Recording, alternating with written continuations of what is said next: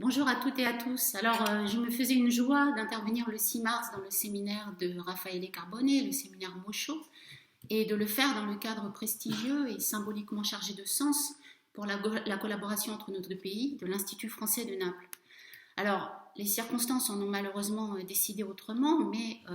elles nous poussent du même coup à inventer d'autres manières de rester en contact les uns avec les autres et de poursuivre nos recherches communes.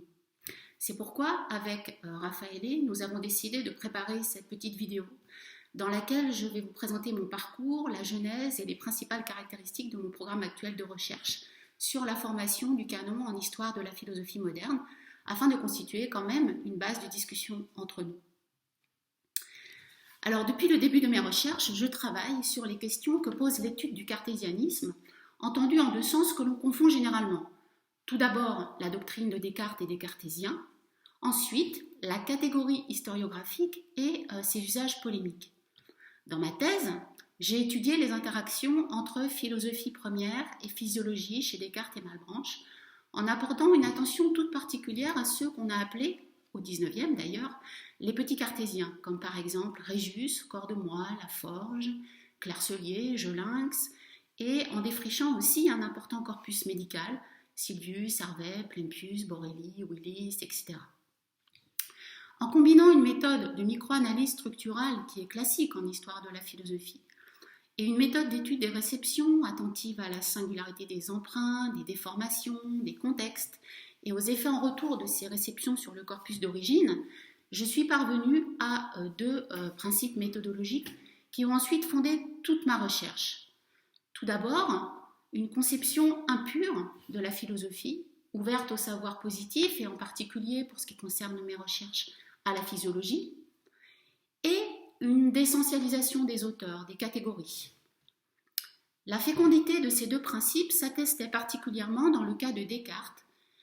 que je considérais comme statufié dans un dualisme encore massivement désincarné, pourtant supposé incarner ce qu'on appelait la philosophie française. C'est pour comprendre comment et pourquoi on en était arrivé à ce portrait appauvri de Descartes, alors que mes lectures attestaient d'une grande diversité d'interprétations concurrentielles de sa philosophie, que mes recherches se sont recentrées sur l'historiographie du cartésianisme dans le XIXe siècle français. En travaillant sur ce personnage haut en couleur qu'est Victor Cousin, et sur son entourage, ses adversaires, dans mon habilitation à diriger des recherches, j'ai ainsi découvert que les noms de Descartes, Bacon, Spinoza, Hobbes, Malebranche, Hume, Berkeley, Leibniz, Locke, Condillac ou encore Kant étaient au cœur des argumentations philosophiques et portaient avec eux des enjeux épistémologiques, politiques et moraux qui permettaient de repenser la pratique de l'histoire de la philosophie, son enseignement et sa place au sein des humanités. Ces 3 dernières années, dans le cadre du laboratoire de recherche LIRIM, l'Institut d'histoire des représentations et des idées dans les modernités, j'ai particulièrement travaillé à rassembler les chercheurs et les chercheuses qui travaillaient sur le XIXe siècle français, dans le cadre du séminaire que nous co-dirigeons à l'ENS de Lyon avec Samuel Lézé sur la catégorie polémique de philosophie française au XIXe siècle, dans le cadre aussi du programme de recherche structurant du LabEx Commode que nous co-dirigeons tous les deux aussi, et qui est intitulé Batman, The Battle for the Science of Man in 19th Century France. Dans ce cadre-là, donc, plusieurs jeunes chercheuses et chercheurs, en master et en thèse, se sont à leur tour engagés sur ce terrain. Il en a résulté plusieurs publications collectives, dont vous trouverez notamment la liste et les noms à la fin de l'introduction au volume collectif, Une arme philosophique, l'éclectisme de Victor Cousin. Je le cite parce qu'il est disponible en ligne sur le site des éditions des archives contemporaines et que dans le contexte, c'est intéressant pour nous que de pouvoir y avoir accès facilement. En ce qui concerne plus particulièrement l'objet de mon intervention dans le séminaire de Raffaele Carbone, j'ai théorisé le concept de figure philosophique, en me concentrant sur la figure de Descartes, mais à partir de publications antérieures sur l'historiographie du XIXe siècle, et qui ont d'abord porté, dans mon cas, sur Locke et Malebranche, puis sur Leibniz, ou bien encore sur la fabrique du cartésianisme hollandais dans les premières histoires de la philosophie française au XIXe siècle. Car toute variation, même infime, du contenu philosophique associé au nom d'une figure canonique modifie du même coup ses relations avec l'ensemble des autres figures de ce canon et avec celles qui sont restées dans ses marges. Je souhaite à présent élargir mon corpus et tester ma méthode sur l'ensemble des figures canoniques de la philosophie moderne. Et c'est dans le cadre d'un tel programme de recherche que s'inscrivent désormais aussi les travaux que je dirige. Donc je vais en faire la genèse rapide, vous en présenter l'objectif principal. La formation des canons et les débats sur les réformes du curriculum sont au cœur de la réflexion actuelle sur les humanités.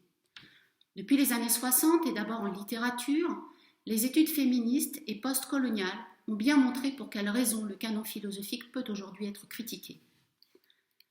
Elles ont en outre mis au jour le rôle décisif du XIXe siècle, période durant laquelle l'histoire de la philosophie s'institutionnalise en Europe, à l'instigation de l'Allemagne, dans la formation du canon philosophique. Pourtant, l'histoire de l'attachement singulier des historiens de la philosophie à la crème de la crème, je reprends là une expression de Waite, la courte liste des 6 philosophes modernes, Locke, Hume, Descartes, Spinoza, Leibniz et Kant, reste encore très méconnue. La lacune se redouble dans le cas français, car les productions des penseurs qui relient Mendes-Biran à Bergson, ce sont en général les 2 noms qui nous viennent spontanément à l'esprit pour le 19e, mais ce qu'il y a au milieu, c'est plus difficile. Ces productions, donc, sont reliées soit à de l'idéologie, soit à de l'histoire de la philosophie. Le spiritualisme français est en général vidé de contenu philosophique, alors même que les spiritualistes furent massivement à l'origine de la constitution du canon philosophique français. En parallèle des approches sociologiques des philosophes français de la République,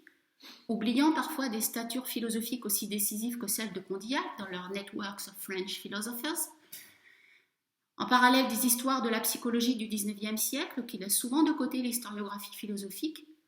ou des études plus politisées articulant l'analyse du self cousinien à l'ordre bourgeois post-révolutionnaire, une attention plus grande a été apportée au spiritualisme français. Mais ce fut d'une part,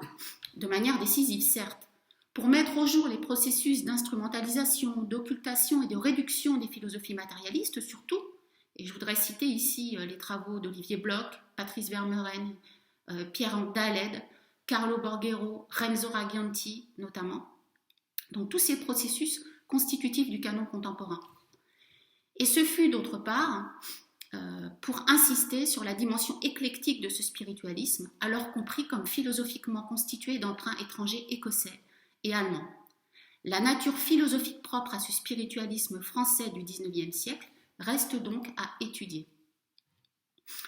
Le programme de recherche que je développe propose ainsi d'analyser à la fois les circonstances de formation du canon philosophique, quand, où, qui, comment, et la dimension de part en part philosophique de l'historiographie de la période moderne, via une focalisation sur les figures philosophiques modernes mobilisées dans ce canon. J'en viens à l'objectif maintenant. La philosophie du XIXe siècle français se fabrique essentiellement dans les récits mobilisant des figures de la période moderne. Ces récits, qui recourent au nom de Bacon, de Descartes, de Spinoza, de Locke, de Leibniz, de Malebranche, de Condillac, de Kant, etc., promeuvent une conception indissociablement philosophique, politique et morale des instruments critiques qu'il convient d'enseigner au présent aux jeunes générations. Ce programme se focalise sur l'ensemble de la chaîne de traitement des figures du canon relative à la période moderne dans le XIXe siècle français, afin de comprendre comment s'est formé, durant cette période et sous l'égide de Victor Cousin, le canon philosophique dont nous héritons aujourd'hui. Je signale de ce point de vue que je m'inscris dans la continuité directe des travaux d'une certaine école française dont j'ai cité quelques noms tout à l'heure et auxquels je souhaite ajouter ceux de Pierre-François Moreau, de Jean-Pierre Cotten, de Pierre Macheret, etc. Sur le plan méthodologique, je veux revenir sur ce concept qui me semble structurant, qui l'est en tout cas dans mon programme de recherche, celui de figure philosophique. Certes, le recours au terme de figure n'est pas nouveau dans les humanités. Il a été mobilisé pour décrire la diversité des réceptions d'un auteur, ou se recentrer sur sa vision du monde. La figure a été déclinée en images lorsqu'il s'est agi d'insister sur les déformations, en palette, en prisme, en spectrographie ou en visage, lorsque l'accent a été mis sur la variété, en mythe, en icône, en idole, lorsqu'il s'est agi à la fois d'étudier l'inadéquation de la représentation avec un original et la puissance des effets de cette inadéquation, en portrait conceptuel, lorsque l'accent fut mis sur la puissance créatrice et critique du récepteur, ou bien encore en invention,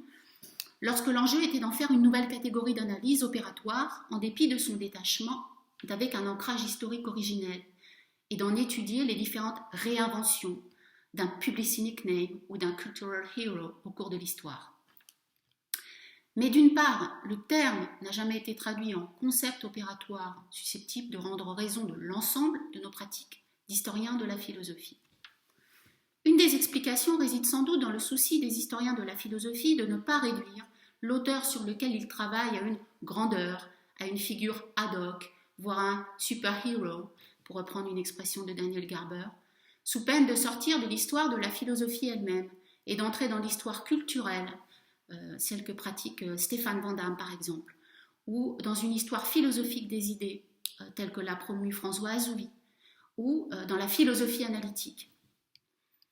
D'autre part, le concept de figure philosophique n'a jamais été appliqué de manière systématique à l'historiographie, envisagée comme support de réflexivité privilégiée sur nos pratiques d'historiens de la philosophie.